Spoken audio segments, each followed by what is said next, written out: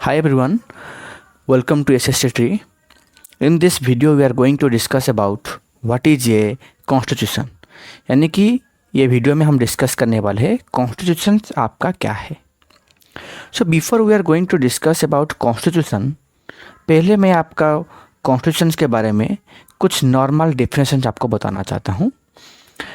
तो कॉन्स्टिट्यूशन आपका क्या है ना. Constitution is a written document of some specific rules and regulations of a particular country. यानी कि कोई भी एक पर्टिकुलर कंट्री में प्रिवेलिंग होने वाला जो यानी कि ऑलरेडी वो कंट्री में जो प्रिवेलिंग हो रहा है, जो कुछ स्पेसिफिक रूल्स हुए, रेगुलेशंस है, उन सब के बारे में अगर हमें पता करना है तो फिर हम वो कंट्री के कॉन्स्टिट्यूशन को पढ़ के हमें उसका जानकारी हासिल हो सकता है. और क्या, एक कंट्री के अंदर गवर्नमेंट का पावर क्या है, गवर्नमेंट का पावर किस हद तक है, सिटीजन्स के पास क्या क्या राइट्स है, ये सब भी हमें एक कंट्री का कॉन्स्टिट्यूशन पढ़ने के बाद हमें उसके बारे में पूरे इन्फॉर्मेशन मिल सकता है. So in this video we are discussing about our Indian constitution. ये वीडियो में हम इंडियन कॉन्स्टिट्यूशन के सम इम्पोर्टेंट पॉइंट्स के बारे में आज हम डिस्कस करेंगे. So let us discuss about what is a constitution. तो क्वेश्चन क्या है ना, constitution is A set of fundamental records, fundamental rules and regulations that determines how a country और स्टेट इज रन. यानी कि कॉन्स्टिट्यूशन क्या है आपका ना, कुछ फंडामेंटल रूल्स एंड रेगुलेशंस जो कि एक कंट्री को डिटरमाइन करता है कि एक कंट्री कैसे चलता है. यानी कि एक कंट्री के अंदर क्या स्पेसिफिक रूल्स एंड रेगुलेशंस है जो कि एक कंट्री के बारे में हमें पूरी जानकारी हमें मिल सकता है. यानी कि वो कंट्री के अंदर क्या क्या पावर है गवर्नमेंट का पावर कितने हद तक है, और वो कंट्री में जितने सारे सिटीजन्स है, पीपुल्स है, उनका पास क्या क्या राइट्स है, ये सब की जानकारी, ये सब की जो रूल्स एंड रेगुलेशंस है, ये जो सेट ऑफ रिकॉर्ड है, ये सब हमें एक किताब यानी कि एक कॉन्स्टिट्यूशन जो है हमें उससे जानकारी हासिल हो सकता है. और हमारे इंडिया में भी एक बुक है and that book is known as your constitution. उस बुक को हम बोलते हैं कॉन्स्टिट्यूशन. ओके, तो फिर पहले आपका कॉन्स्टिट्यूशन बना कब, कैसे हुआ, हाँ क्या क्या हुआ था, कैसे आपका कॉन्स्टिट्यूशन बना, ये सब हम आगे डिस्कस करेंगे. इन 1934 M.N. Roy first propose the idea of constitution assembly. 1934 में M.N. Roy first constituent assembly बनाने के लिए क्या कहते आइडिया को फर्स्ट प्रपोज किए थे. वो एक आइडिया दिए थे कि कॉन्स्टिट्यूएंट असेंबली बनाने के लिए, जो कि 1931 में दिए थे, आपका इंडियन कॉन्स्टिट्यूशन बनाने के लिए वो बोले थे. फिर बाद में क्या हुआ ना, on 6 December 1946 the formation of constituent assembly. तो 6 दिसंबर 1946 में क्या हुआ, आपका कॉन्स्टिट्यूएंट असेंबली बन गया और उसी दिन से ही आपका कॉन्स्टिट्यूशंस बनाना शुरू किया गया. यानी कि आपका कॉन्स्टिट्यूशंस लिखना शुरू किया गया. और मैं आपको ये एक बोल देता हूँ, आपका कॉन्स्टिट्यूशन 2 टाइप्स का होता है. One is written constitution, another is unwritten constitutions. And हमारा इंडिया का जो कॉन्स्टिट्यूशन है, it is a written constitutions.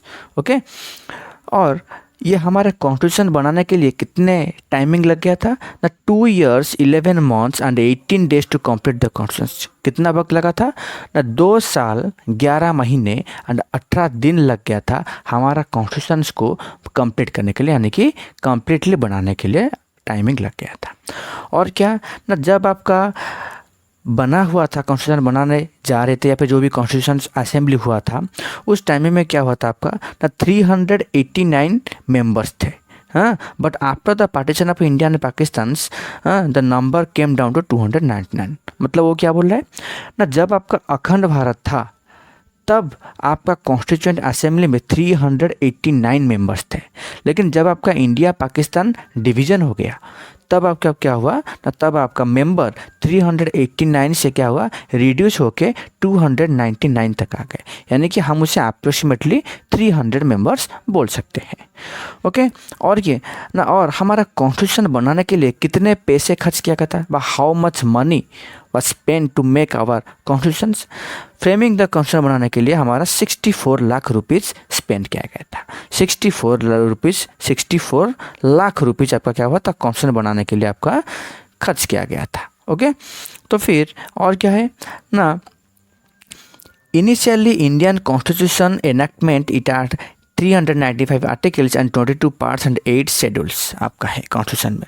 यानी कि वो क्या बोल रहा है ना, आपका जब आपका कॉन्स्टिट्यूशन बनाया जा रहा था या फिर पहले जो आपका कॉन्स्टिट्यूशन जब बना था उस टाइमिंग आपका कॉन्स्टिट्यूशन में 395 आर्टिकल्स यानी कि 395 अनुच्छेद एंड 22 पार्ट्स यानी कि 22 हिस्से में आपका कॉन्स्टिट्यूशन को डिवाइड किया गया था एंड 8 शेड्यूल यानी कि आपका 8 अनुसूची में क्या हुआ था, आपका कॉन्स्टिट्यूशंस को पार्ट में डिवाइड किया गया था।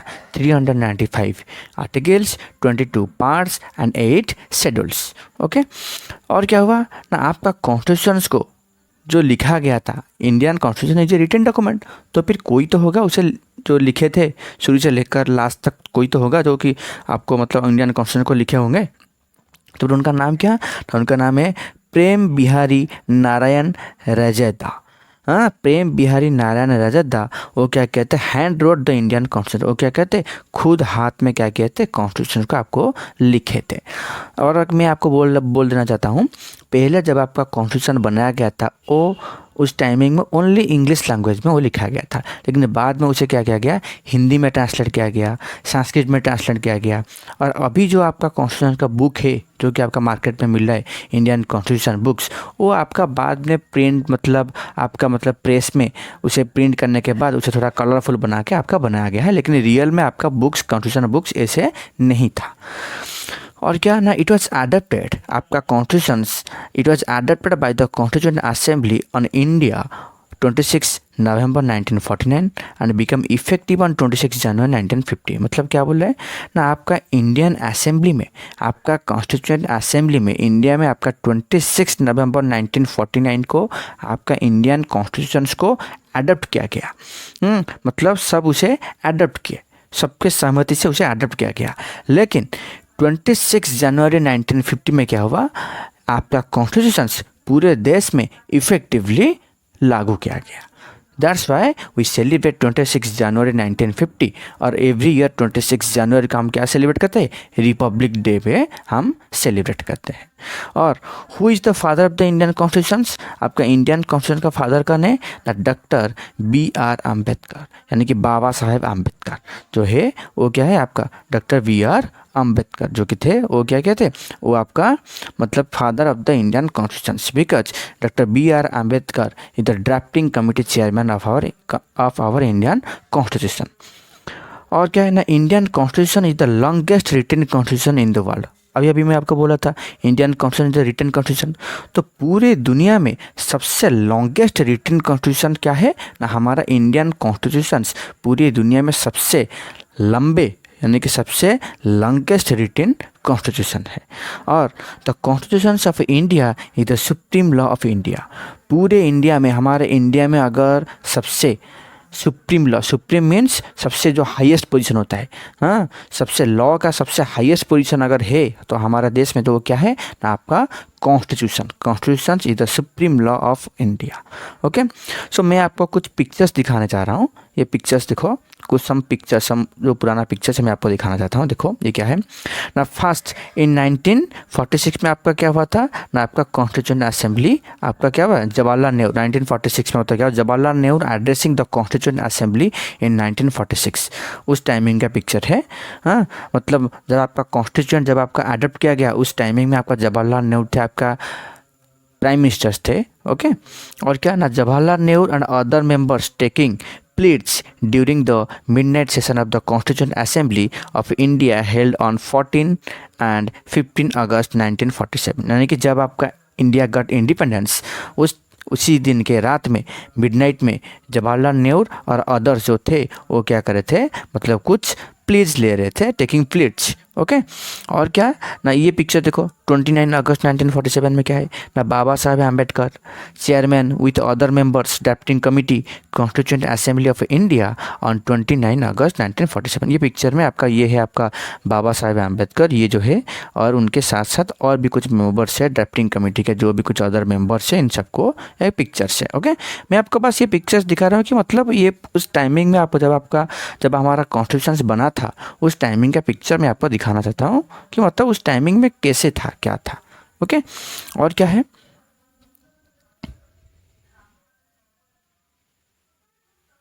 ओके। और क्या है, देखो ये एक पिक्चर देखो, ये क्या है ना, कॉन्स्टिट्यूंट असेंबली ऑफ इंडिया, उस टाइमिंग में आपका कॉन्स्टिट्यूंट असेंबली कैसे था। हाँ, और ये देखो ये क्या है ना, आप ये पिक्चर में देखो, ये पिक्चर क्या है ना, Baba Saheb Ambedkar chairman of drafting committee presenting the final draft of the Indian constitution to doctor Rajendra Prasad president of constituent assembly on 25 November 1949। क्योंकि उस टाइमिंग में आपका डॉक्टर राजेंद्र प्रसाद थे, क्या आपका हमारा देश का प्रेसिडेंट थे उस टाइमिंग में। तो वो डॉक्टर बाबा साहेब अम्बेडकर क्या कहते, फाइनली कॉन्स्टिट्यूशन बनने के बाद वो क्या किया, कॉन्स्टिट्यूशन ला के हमारे जो डॉक्टर राजेंद्र प्रसाद है प्रेसिडेंट ऑफ कॉन्स्टिट्यूशन असेंबली, उन्हें क्या करे थे, उनके पास सबमिट करे थे ऑन 25 नवंबर 1949 में लाकर उनके पास वो सबमिट कर रहे थे। ओके, सो ये जो आपका ये जो चैप्टर है constitution, what is a constitution, it is a very vast topic. ये मैं सिर्फ आपको हमारे इंडियन कॉन्स्टिट्यूशन के कुछ मेन इंपॉर्टेंट पॉइंट्स के बारे में आज हम डिस्कस किए, क्योंकि ये पॉइंट्स आपका मैक्सिमम कॉम्पिटिटिव एग्जाम में आता है, इसीलिए मैं आपको ये पॉइंट्स आपको मैं डिस्कस करिए। लेकिन एक्चुअली में अगर हम कॉन्स्टिट्यूशन पढ़ने की या फिर कॉन्स्टिट्यूशन के बारे में अगर हम पूरी डिटेल्स में डिस्कस करेंगे, it is a very vast chapter. उसका बहुत कुछ डिफरेंट पार्ट्स होता है कॉन्स्टिट्यूशन का, और हर एक पार्ट्स को अगर हम डिस्क्राइब करेंगे तो it is a very vast chapter. तो मैं उससे बस सिर्फ इंट्रोडक्शन के लिए, मतलब कुछ जो मेन इंपॉर्टेंट पॉइंट्स है जो कि मैक्सिमम आपका एग्जाम में आता है, वो पॉइंट्स में आपको डिस्कस करके आपको मैं समझा दिया। Okay, so what is constitution is complete. Okay, thank you.